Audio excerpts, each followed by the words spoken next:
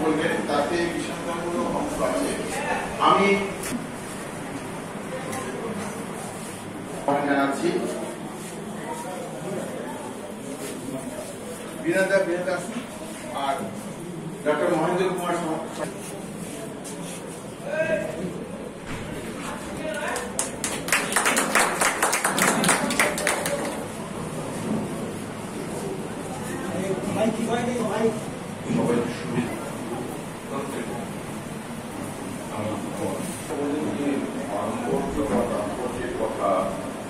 সেটা যদি আমরা দেখি আমাদের এই নিয়ে তারপরে ছোট করে বিষয়টার মধ্যে প্রবেশ অক্ষয় তৃতীয়া বলেন যে সত্য যুগের এই অক্ষয় তৃতীয়ার দিক থেকে শুরু এবং সত্য যুগ ত্রেতা যুগ সত্য ত্রেতা দাপন যুগের আংকিক একটা বিষয়ও আছে ওই নক্ষত্র যুগে ধরে সত্য যুগের সূচনা বর্ণনা করা হয় এবং অক্ষয় তৃতীয়ার প্রসঙ্গই আছে এই বছরের একেবারে প্রথম উৎসব এবং আরো বলা হয় যে যত ভালো কাজ যত সম্পর্কমূলক কাজ সমস্ত এই দিনে করতেন ভবিষ্যৎ সংকল্পের কথা ভেবে। এখন বলা হয়ে থাকে যে ভগীরথ যে গঙ্গা আনয়ন করেছিলেন এটাকে কেউ কেউ দৈবী মহিমায় আচ্ছন্ন করেন, কেউ বলেন যে না ওটা গঙ্গার খাত কেটে নিয়ে যাওয়া হয়েছিল সুন্দরবনে। সেটা এখানে আলোচ্য বিষয় না, আমি শুধু উল্লেখ করছি। এমনকি মহাভারত লেখার দিনটিও এইটা। এরকম অনেক আছে, অনেকগুলো কাহিনী রয়েছে যেটা উদ্বোধন বা সূচনার দিন হচ্ছে এই অক্ষয় তৃতীয়া, এটা বলা আছে। এখন এই অক্ষয় তৃতীয়ার সঙ্গে প্রবর্তক আশ্রমের সম্পর্ক যে আজকে আমরা এটাকে পালন করছি, তাহলে এর একটা অতীত পটভূমি ছিল যেটা ধর্মীয় বলবো না, যেটা মানব সমাজের সঙ্গে একটা চিহ্নিত দিন। প্রবর্তকের সঙ্গে যে সম্পর্কটা 1923 সালে এই সম্পর্কের শুরু, অক্ষয় তৃতীয়া উৎসব প্রথম এখানে আরম্ভ হয়েছে। তারও আগে দেখুন 1914 সালের কথা যদি আমরা ধরি, সেই 1914 সালে সংঘগুরু প্রথম সিদ্ধান্ত নিচ্ছেন যে আর না, সাংসারিক জায়গা থেকে আমি সরে আসবো এবং আমি অংশ নেব দেশের কাজে আরো বেশি করে মানুষের নেতৃত্ব। সেটাও কিন্তু অক্ষয় তৃতীয়া। কাজে অক্ষয় তৃতীয়া শুধু তিথি হিসেবে প্রবর্তক সংঘকে বা হিন্দু সমাজের একটি বিশিষ্ট বিষয় বলে প্রবর্তক সংঘ যদি এটাকে ভেবে নেয় ভুল করবে। এটার পেছনে ঐতিহাসিক পারম্পর্যটা নিতে হবে। দেখো এই দিন সংঘগুরু এই শপথ নিয়েছিলেন, তখন সংঘগুরুর পাশে খুব কম কিছু বিপ্লবী মানুষ, তার স্ত্রী ছিল। আর 1923-এ যখন তিনি এই অক্ষয় তৃতীয়াটাকে এই একদম এইটার একটা এই সংঘে এই সংগঠনের উৎসব বলে সিদ্ধান্ত নিচ্ছেন, সেটার পিছনে একজন মহিলা ছিল, তার স্ত্রী রাধারানী দেবী। মূলত রাধারানী দেবীর উদ্যোগে এই অক্ষয় তৃতীয়া প্রবর্তকে চালু হয়।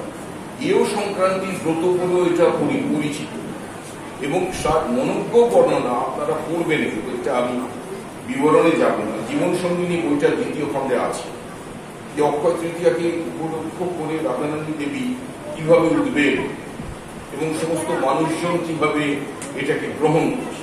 এরপর থেকে এটা প্রায় প্রত্যেক বছর হয়েছে। তাহলে আগে কি হয়নি কোনোদিন?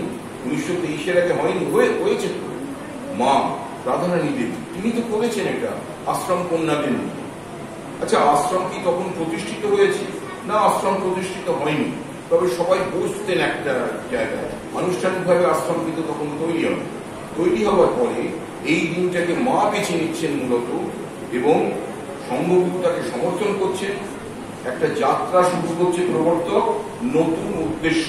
প্রত্যেক সংঘের আত্মীয়, আমাদের সকলের অভিভাবক মাননীয় মহানাগরিক রাম চক্রবর্তী মহাশয় আমাদের মধ্যে উপস্থিত হয়েছেন।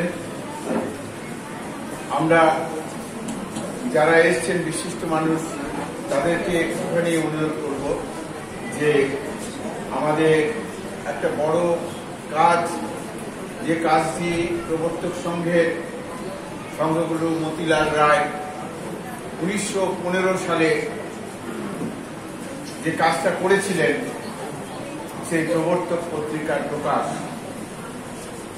সেটাও আর কয়েক মুহূর্তের মধ্যে শুরু হবে।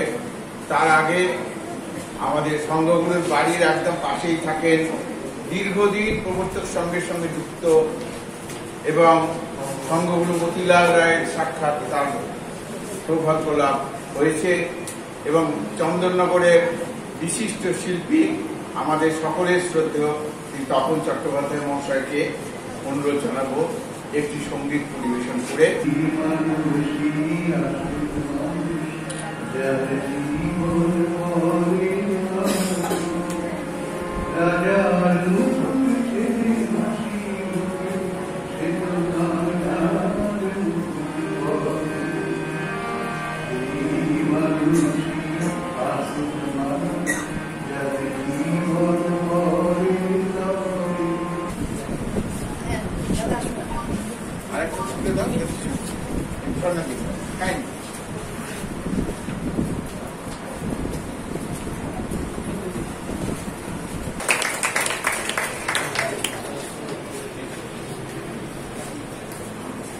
আমার বিশ্ববিদ্যালয় চাকরি করার দিন থেকেই অসম্ভব পড়াশোনা করা মানুষ, আর আমি ওখান থেকে বহু দূরে থাকি।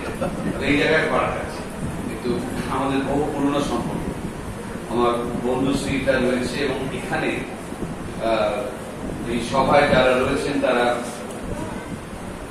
স্বাভাবিকভাবে অনেকে রয়েছেন যারা আমার থেকে প্রবীণ মানুষজন, তাদের প্রত্যেককে আমার নমস্কার জানাচ্ছি, আমার শ্রদ্ধা জানাচ্ছি। আমার সমবয়সী এবং ছোটরা যদি কেউ থাকে তাহলে তাদেরকে শুভেচ্ছা জানাচ্ছি।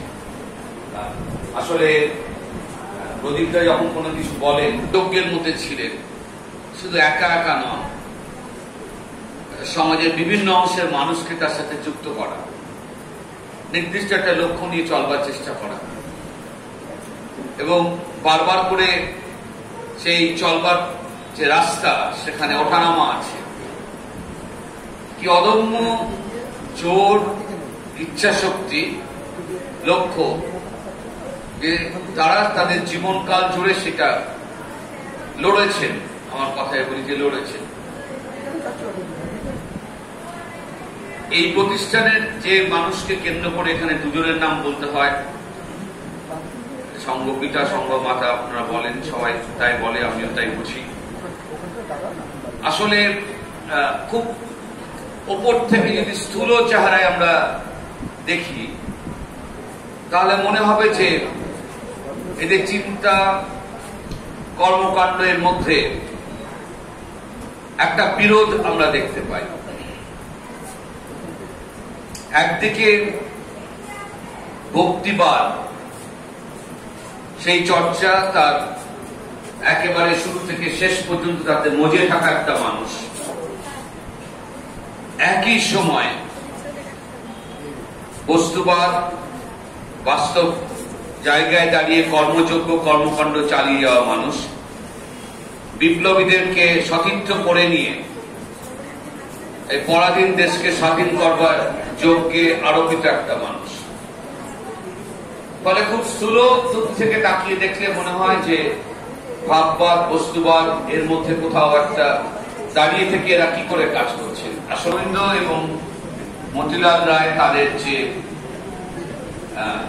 মাফ করবেন কথাটা বলছি, যে জটিল সম্পর্ক, কি সাংঘাতিক ভাবে ঋষি অরবিন্দের কাছে একদম সঁপে দিচ্ছেন নিজেকে, রাস্তা ঠিক করে ফেলছেন, তাকে সামনে রেখে তার বাকি সময়কাল কাটানো। আমি প্রত্যাখ্যান বলছি না, কিন্তু ঠিক সেরকমটা তার জীবনে হয়ে উঠল না। অরবিন্দ ওই ব্যক্তি মানুষকে বিচ্ছিন্ন হবে নয়, তার সবটা মিলে, কর্মকাণ্ড মিলে তাকে নির্দেশ দিলেন যে না, তার ওই ঋষি অরবিন্দকে অনুসরণ করে বাকি সময়কাল কাটানো হবে এবং সে যে কাজকর্ম করছে সেখানে থাকতে হবে। প্রত্যাখ্যান, প্রচন্ড দুঃখ। এবং সেগুলো বিশ্বনাথ যেসব বইয়ের কথা বলেছেন, বিশ্বনাথ বারে বারে পড়েছেন, আমি সামান্যভাবে দেখেছি। তো এই জায়গায় খুব আপাতভাবে মনে হতে পারে যে এই সম্পর্কটা ভীষণ জটিল।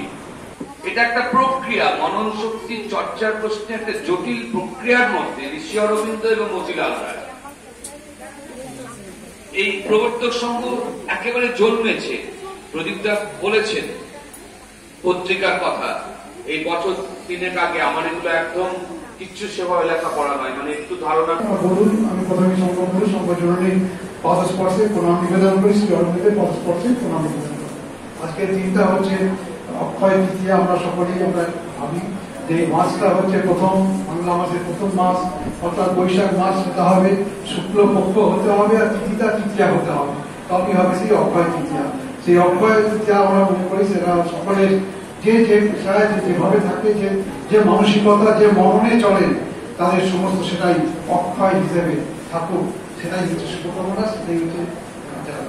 যেমন এই দুটো দিক, একটা হচ্ছে এই প্রবর্তক সংঘের সঙ্গে যুক্ত, এটা একদিকে যেমন একটা অধ্যাত্মবাদ নিয়ে চলা, আর একটা হচ্ছে বৈপ্লবিক চিন্তা ভাবনা। আমরা কিন্তু যখন দেখি যারা স্বল্প শিক্ষিত আমাদের মতো, তারা হয়তো আমরা ভাবি এটা আধ্যাত্মিক দিক একটা আলাদা জিনিস এবং বৈপ্লবিক চিন্তা ভাবনা আলাদা, কিন্তু কোন দর্শন থেকে, কোন চিন্তা ভাবনা থেকে এটা তৈরি হয়, যে একটা আমাদের দেশ একটা মাতৃকাকে আমরা আরাধনা করা, সেটাও যেমন একটা দিক। আবার অধ্যাত্মবাদ হচ্ছে আমরা ধর্মীয় একটা আবেগ আমাদের মানুষের মধ্যে আছে, আমাদের আশা, আমরা কোথায় কোথায় ছিলাম, কোথায় আছি, কিভাবে আমাদের জন্ম, কিভাবে আমাদের থাকা উচিত, পৃথিবীটা জায়গায় আছে, আমরা মানুষের জন্মটা কি, তার কাজ, এগুলো জানার জন্য একটা অধ্যাত্মবাদ যেমন দরকার। আবার ঠিক তেমন ভাবে আমরা কোথায় আছি, পরাধীন, কেন আমরা পরাধীন, কেন দেশ আমরা স্বাধীন হতে পারে না, তার জন্য যে চিন্তা ভাবনা, সেই চিন্তাটা হচ্ছে আমাদের মতিলাল রায় এবং শ্রী অরবিন্দের চিন্তা ভাবনা। বৈচিত্র্যের মধ্যে ঐক্যের কথা বলে যে মানুষটা আমাদের সকলের দৃষ্টিটাকে আমাদের দিয়ে দিয়েছিল, সেই জায়গাটাই হচ্ছে প্রবর্তক সংঘ। এবং এই প্রবর্তক সংঘের আজকের এই অক্ষয় তৃতীয়ার দিনে আমি শুনলাম তালিকাও আছে যে একটা সুন্দর একটি অনুষ্ঠান হতো, কিন্তু সেটা কিছুদিনের জন্য বন্ধ হয়ে যাওয়ার পরও আবার পুনরায় সেটা চালু হয়েছে। আমরা চাই সকলে মিলে এই প্রজন্ম আরো এগিয়ে আসুক, আরো ভাবে এটাকে প্রবর্তক সংঘটাকে চিনুক, জানুক, সেটাকে জেনে সেটাকে যদি আমরা সফল দিতে পারি, তবেই হবে কিন্তু উপযুক্ত শিক্ষা, উপযুক্ত এই প্রবর্তক সংঘকে ভালোবাসার একটা নমুনা হিসেবে